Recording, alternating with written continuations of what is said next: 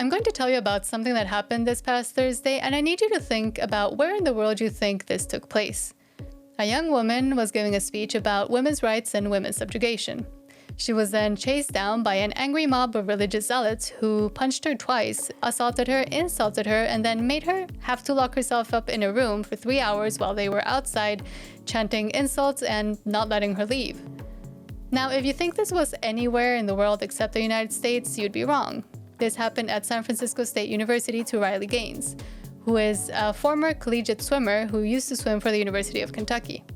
She was speaking about biological males in women's sports because she, last year, was forced to compete against Leah or William Thomas, a biological male who was allowed to compete against women and take their place up in a podium when given an award. So here's a video.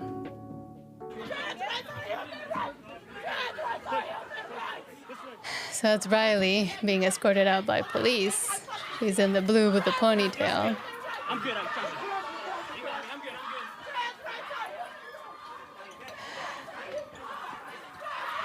So if you notice, both sides of the corridor are completely blocked by these crazy people yelling the same thing over and over again, sounding like religious zealots, which is why I said that at the beginning.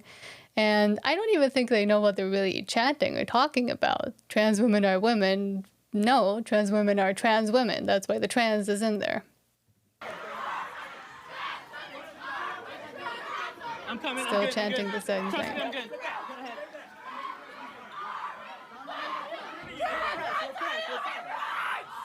Like, that, just listen at the tone of that voice and that scream. Like, like you usually reserve that kind of scream for when you see someone, I don't know, getting run over by a car or someone in a terrible accident or losing a loved one. But I honestly don't believe that she feels that strongly about trans rights are human rights, because I don't even think she knows what human rights are.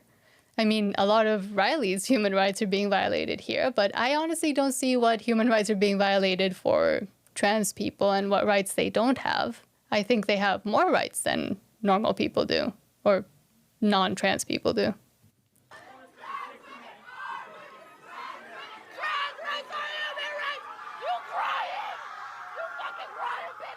And now, the same lady that's yelling like she just lost a loved one is asking Riley, are you crying? Are you crying? Well, one thing a lot of people don't know is that 24 hours before this, Riley was at the funeral for her grandmother. And she has such a commitment and such a work ethic that she flew to give this speech and was then met with this mob. So maybe give her a break if she's being a little bit teary because she's getting run down by a mob of insane people. I mean, I'm sure that girl couldn't do it.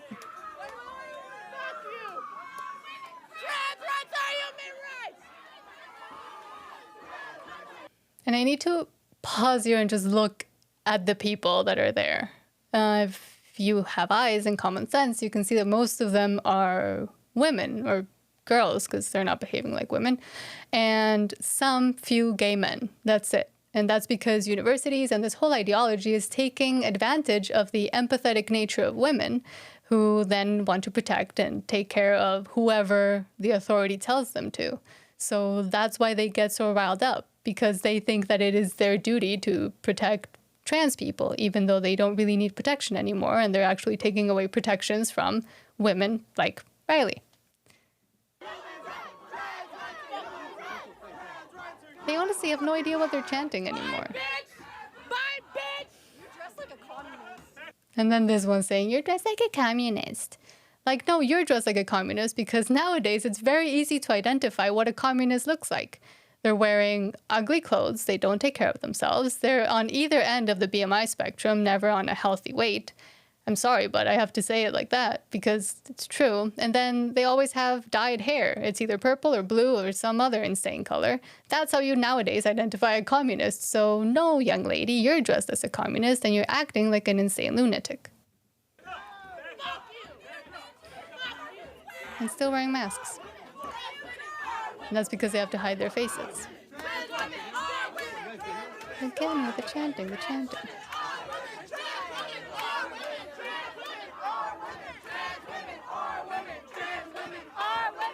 Some religious cults use chants to keep their people from thinking and to get them into this riled up state. And this is exactly what happens at these kinds of protests. Honestly, again, these people have no idea what they're even saying anymore because it makes no sense.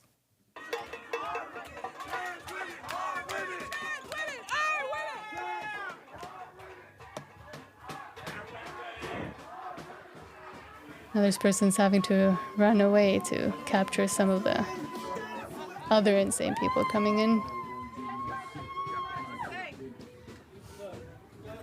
And then listen how they're cheering and chanting and so happy and euphoric.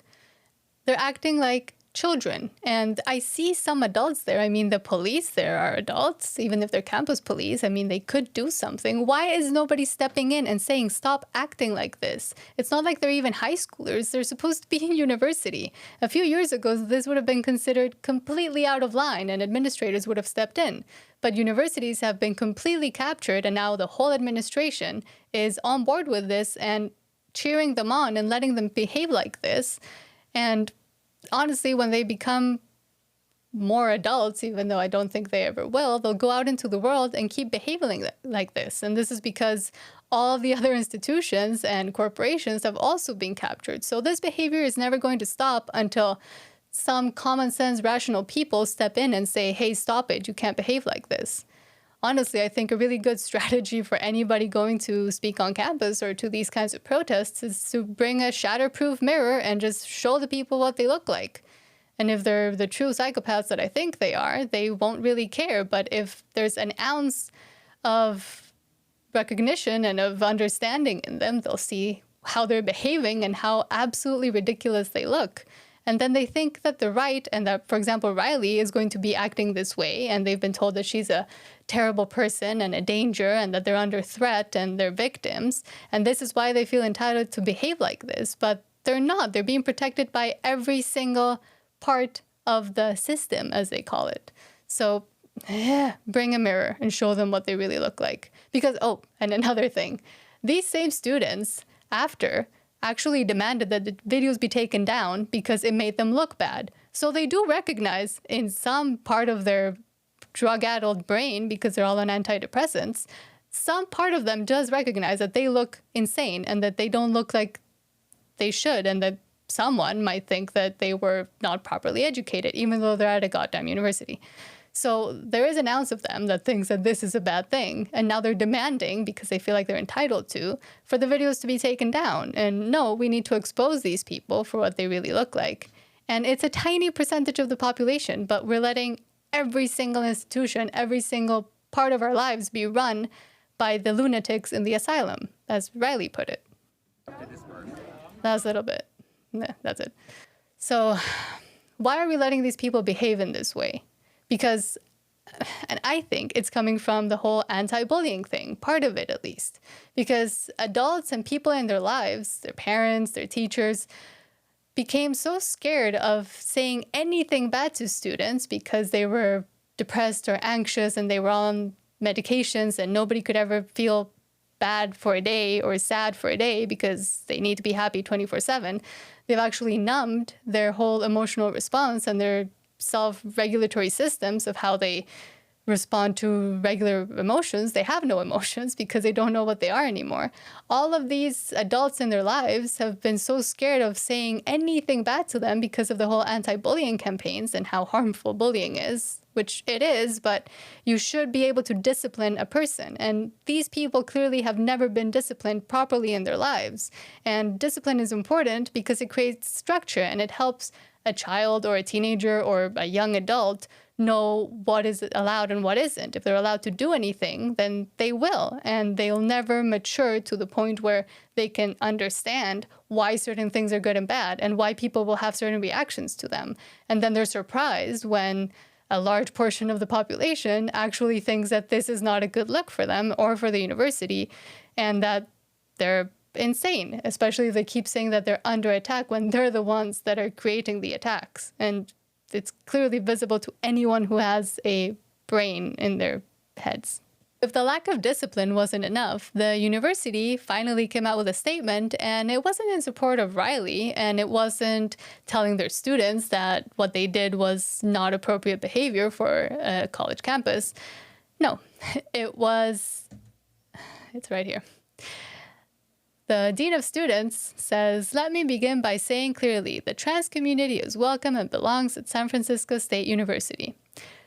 And then, because I want to keep this part short and just show how insane they are, "Thank you to our students who participated peacefully in Thursday evening's event. It took tremendous bravery to stand in a challenging space. I am proud of the moments where we listened and asked insightful questions." At what moment were questions asked? While they were yelling trans women are women over and over again, that didn't sound like a question to me. It should be a question. Are trans women women? No. But then they say that they value free speech and the right to protest peacefully. Yes, the moment when Riley gets punched and attacked and harassed, that is not peaceful anymore. So the fact that the dean is giving out this statement and thinks that this is appropriate only gives Riley even more cause to sue the university and the students that were there, which I'm pretty sure she's going to do because she mentioned that just this past Sunday. So Riley, go get it. And to everybody else who thinks that this is only a women's issue and that the women in the sports should be standing up, this is what happens when only the women stand up and there's no men or anybody else standing beside them. So if you think that having biological males playing in women's sports against women and that there are some biological differences that should be taken note of, stand up with people, help Riley, say something about Riley, because this needs to be spoken about and how they're behaving. No one has asked us how we felt. We exist to validate a male's identity. But the Ivy League, Leah Thomas's teammates, actually, when they were concerned about the locker room situation and they sent an email to the Ivy League and the NCAA, their response was, "Here are some counseling resources you should seek if you feel comfortable seeing male genitalia in your locker room." And then they were referred to the LGBTQ Education Center to educate themselves on the oppression that these athletes are dealing with. So no one within the NCAA is willing to acknowledge us, our feelings, our safety, our privacy. I've really tried. I feel like it's really only happened like the past couple weeks where I get emotional talking about the locker room scene, because it is just so wild that you can turn around and see a 6'4" biological man pull his pants down watching you undress, and no one is willing to stick up for you. I've done a good job not getting emotional, but I see what all is on the line. I see who fought for this. I am fortunate or hopeful one day that I'll be able to have little daughters, and I do not ever want to have to imagine them in a situation where they're faced with that. Thank you for watching, and I hope you have a great rest of your day.